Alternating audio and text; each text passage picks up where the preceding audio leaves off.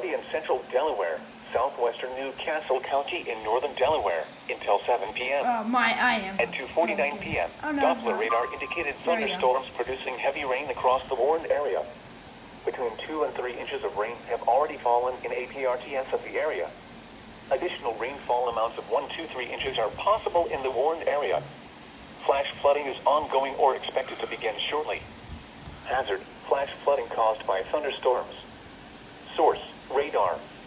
Impact: flooding of small creeks and streams, urban areas, highways, streets, and underpasses, as well as other drainage and low-lying areas. Some locations that will experience flash flooding include Dover, Smyrna, Clayton, Cheswell, Green Spring, Woodland Beach, Delaney Corner, Townsend, Kenton, Leipzig, and Chambersville.